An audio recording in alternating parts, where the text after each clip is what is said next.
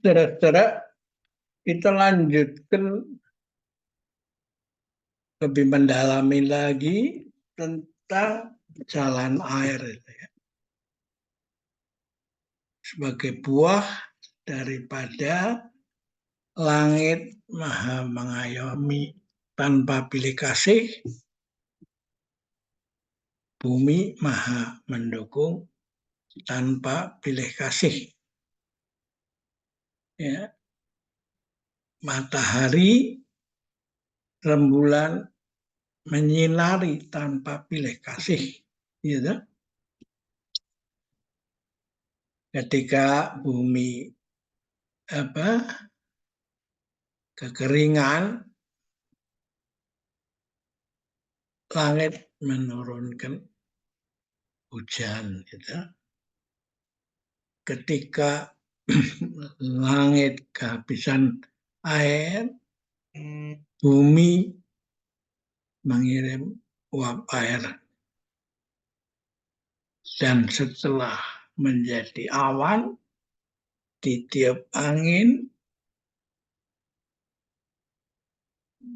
dipanasin oleh matahari dan rembulan, naik ke tempat dataran tinggi, turun sebagai hujan, masuk ke dalam tanah untuk menghidupi tanaman, dan mengalir ke sungai menuju lautan. Ya. Dan dari laut lagi, dia menguap lagi, terus berputar, menghidupi flora dan fauna ini ya, seperti ini ya. Nah, kita mau memperdalam lagi ini bahwa yang terjadi di sini bukan ya tidak ada hanya sekedar hidup, tapi air itu ternyata terus disedot mengalir sampai ke pucuk-pucuk pohon itu, ya. Dan sehingga dia itu memfasilitasi terjadinya fotosintese yang menghasilkan buah dan juga membuat bisa merilis oksigen itu. Ya. Dan di malam hari diproses CO2 dikeluarkan. Jadi siklus terus. Oksigen, CO2, oksigen, CO2. Sehingga dikatakan hutan itu adalah paru-paru dunia itu. Ya. Seperti orang menyerap napas itu menghirup oksigen, ketika menghembuskan napas, mengeluarkan napas,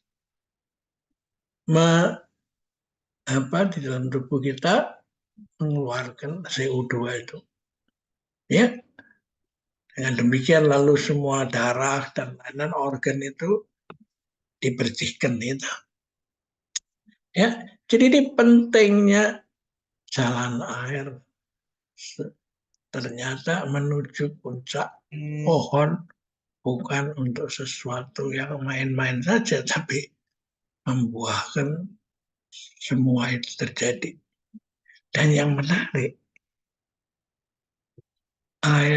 buah itu tidak dinikmati, dimakan sendiri oleh pohon ini, tapi diberikan pada fauna, hewan, satwa, dan manusia itu, seperti mangga, segala.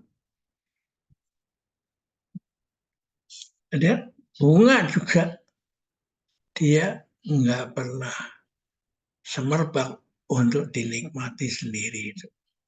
Jadi alam memang mengajar hidup ini memberi itu. Karena jangan buru-buru minta maaf, memberi maaf dulu. Ya. Kalau kita berbuat sesuatu yang orang baik itu, Jadi inilah filosofi dari Tai Chi. Dan bagi orang yang sudah mempelajari Tai Chi, mengambil manfaatkan, merasakan manfaatnya bagi kesehatannya, dia mempunyai harus ikut tarian agung energi kosmis pelas asih ini. Dia ikut membagikan kepada siapa saja di sekelilingnya.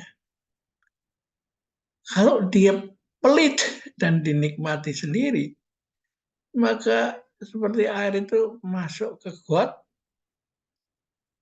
dan lalu bau di situ, dan air itu tidak mau lagi tinggal di situ, dia menguap untuk kembali menjadi awan, gitu, dan lalu ditiup angin lagi.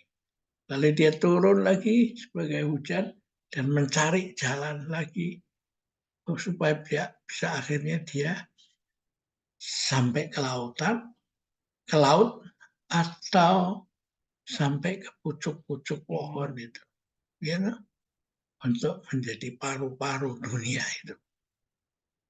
Kalau dia masuk di berhenti menjadi got, maka akhirnya menjadi lumpur itu. Dan akhirnya orang itu akan membuat bau yang tidak sedap, dan akhirnya orang itu sendiri lama-lama malas karena tidak pernah memberi, dan akhirnya dia sirna karena ya tidak ada gunanya di dalam dunia ini, ya.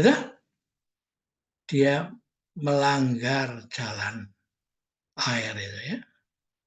Kita akhirin dulu sampai di sini.